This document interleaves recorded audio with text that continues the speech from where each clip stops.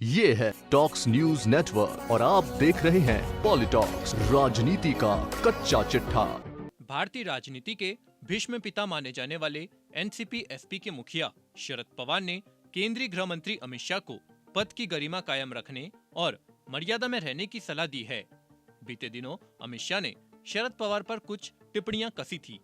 इस पर शरद पवार ने उन्होंने कटुता को कम करने की नसीहत भी दी। शरद पवार ने कहा कि 1978 में मैं मुख्यमंत्री था, तब राजनीति में पक्ष विपक्ष के बीच इतनी कटुता नहीं थी। उस समय जनसंघ के उत्तम राव पाटिल जैसे लोग भी मेरी मिनिस्ट्री में थे।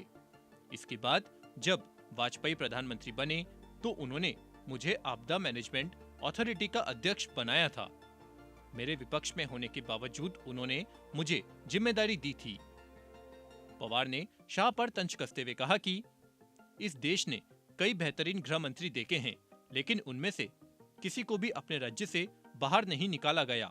उनका इशारा सोहराबुद्दीन शेख फर्जी मुठभेड़ मामले में 2010 में शाह को 2 साल के लिए गुजरात के बाहर निकाले जाने की ओर था।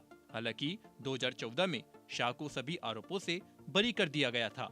दरअसल 12 जनवरी को अमित शाह ने शिरडी में बीजेपी के सम्मेलन में कहा था कि महाराष्ट्र में भाजपा की जीत ने 1978 में पवार के द्वारा शुरू की गई विश्वासघात की राजनीति को 20 फीट जमीन में दफना दिया है।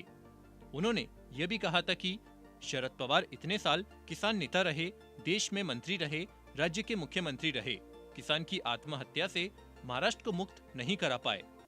इस कथन पर शरद पवार ने पलटवार में शाह पर बरसते हुए उन्हें मर्यादा में रहने की नसीहत दे डाली। शरद पवार ने एक बार फिर संघ की तारीफ की, लेकिन आइडियोलॉजी का समर्थन न करने की बात भी कही। पिछले दिनों भी उन्होंने आरएसएस की तारीफ की थी। उस पर सफाई देते हुए पवार ने कहा कि संघ की कड़ी मेहनत की वजह से महाराष्ट्र में भाजपा और महायुति को शानदार जीत मिली थी।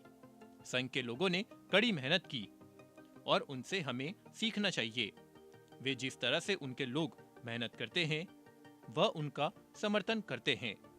पॉलिटॉक्स ब्यूरो, महाराष्ट्र। ये है टॉक्स न्यूज नेटवर्क और आप देख रहे हैं पॉलिटॉक्स, राजनीति का कच्चा चिट्ठा।